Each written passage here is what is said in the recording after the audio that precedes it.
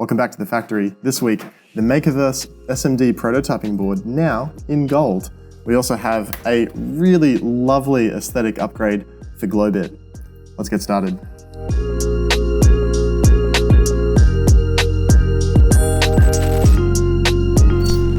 Last week we were talking about a Makerverse prototyping board for surface mount components, our SOIC prototyping board, and the experience with that initial prototype wasn't super pleasing. With that hot air leveled solder finish, it was a little too easy to create bridges where you didn't want them.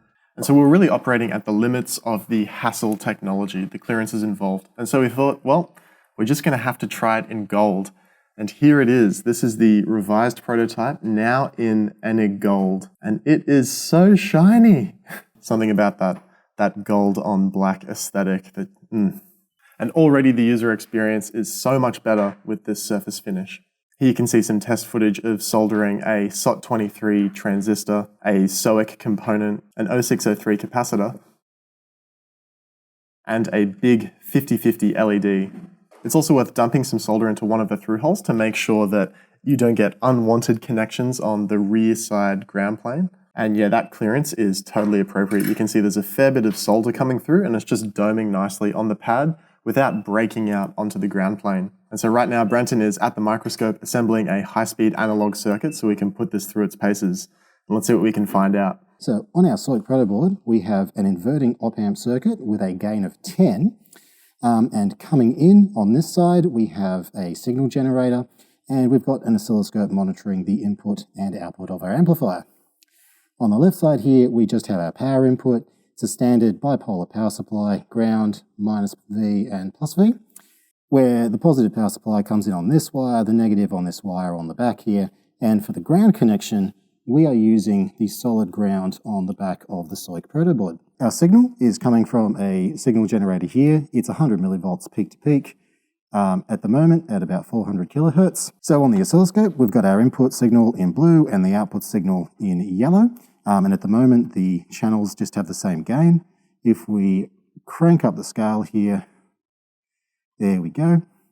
We can see that there's a gain of 10 where, the signals are equal and we have a factor of 10 difference in these channel sensitivities. So this is only at 400 kilohertz at reasonably low frequency. So the really nice thing about building these sorts of high frequency analog circuits on a SOIC protoboard like this is that they still behave quite nicely at high frequency. This particular circuit with this particular amplifier, in theory, has what's called a gain bandwidth product of about 12 megahertz, which means that at a gain of 10, we end up with a bandwidth, in theory, of about 1 megahertz. So we'll turn up the frequency and see when the output signal starts to drop, when our gain starts to die off. So if we slowly turn up our frequency, we're just looking at the yellow trace here, if it's going to start to drop, and there it starts to drop. So at 1.6 megahertz, it's basically the same amplitude. And by the time we get to about here, about 2.1 megahertz, it's dropped a little bit. At about 2.4 megahertz, this is actually what's called our minus 3 dB point, where the output is dropped by a factor of 0.7. The chip is overperforming from the spec in the datasheet, basically.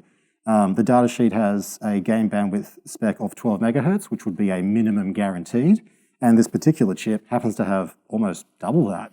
And we're realizing that performance. So now that we've measured the performance of our op-amp circuit on the SOIC protoboard, we're going to simulate having built this circuit on a breadboard and then measure the bandwidth of the circuit again. Basically, by simulating it, what I mean is we're going to plug a couple of points in our circuit into a breadboard, and what you do there is you introduce a capacitance between two breadboard rows.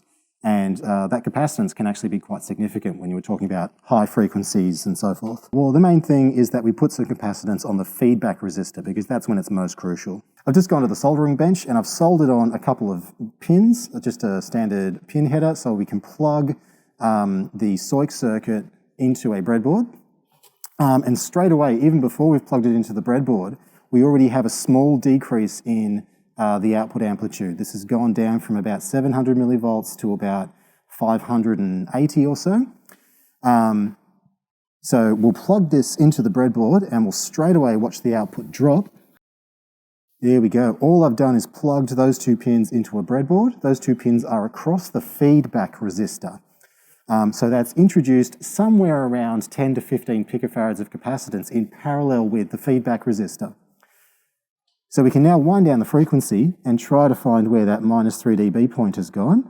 I'm just winding down the frequency and watching the peak-to-peak voltage drop. It needs to be around 700. Needs to be around 700 millivolts.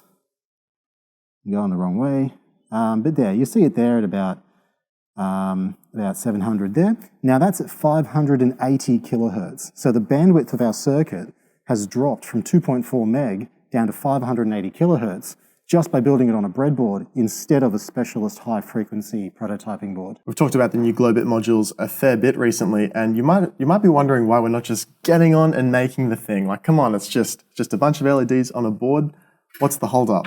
Well, we wanted to make GlowBit as beautiful as possible for creative makers, and we just couldn't say no to the opportunity of getting in some black GlowBit LEDs. Since we started up GlowBit about a year ago, every time I've been interacting with the manufacturer, I've been like, hey, are the black LEDs ready yet? Are the black LEDs ready yet? And I'm happy to say that we now have a whole box of these rolls of GlowBit LEDs now in black. Let's take a look.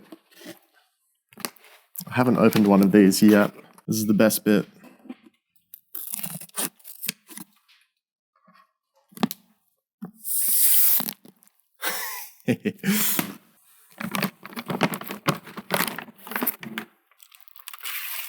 May not seem like much, but that is going to really drastically reduce the visual impact of the white squares on these GlowBit modules. Oh, it's a good thing we've got 90,000 more. Same LED technology, same WS2812 version 5 technology, but now with a black epoxy package instead of a white package. And so now the visual impact of each pixel, instead of being a white square, is you'll still have like the white of the dye material, but it's just going to be a bit more regular looking, a bit more omnidirectional looking, rather than these big squares. And that, I think, is going to make a nice difference. So that little change is all that we've been waiting for to begin manufacturing the new GlowBit modules. Keep an eye out on the socials for when we assemble another prototype, now in black. Yeah, just think about how good something like this is going to look with a black package LED instead of these white squares. On the production side of town, the production line is commissioned. The stencil machine, we've figured out a good workflow for the stenciling machine. The oven is commissioned with a useful reflow profile. The oilers are oiled. Everything's ready to go. And you know, it's just as well because we have a few designs yet to be manufactured that are backing up. In addition to our regular production schedule making existing Core Electronics originals, we also have in the lineup, we need to make the first run of the PicoDev capacitive touch sensor, the PicoDev color sensor, the new OLED module, and the RGB LED module. That's also in addition to all the Makerverse hardware that we've been talking about for the past couple of weeks. Panels for those should be arriving today. You might have noticed this stack of boxes behind me. For our new automatic stenciling machine, we needed to upgrade our stencils to use fiducials. This is what one of our production stencils looks like, and the reason for the upgrade is a detail on the back. This tiny little, it looks like it's a laser engraved dot, is the only upgrade that we needed to make. Our automatic stencil machine has a up camera and a down camera. The down camera looks for the 3 fiducials that are on the rail of our PCB panels, and the up camera looks for that same fiducial, but on the stencil. So when you first load a stencil, the camera flies around, looks for the 3 fiducials on both the panel and the stencil, and then it'll move the panel around to perfectly match the position of the stencil, so that all the pads line up perfectly with all the apertures. Now that there's nothing left holding up production, we'd best get to it. Thanks for joining me on this week's episode of The Factory. If there's anything you want to see a little bit closer, or if you just have some questions, leave a comment below or open a thread on the Core Electronics forums. And until next time, thanks for watching.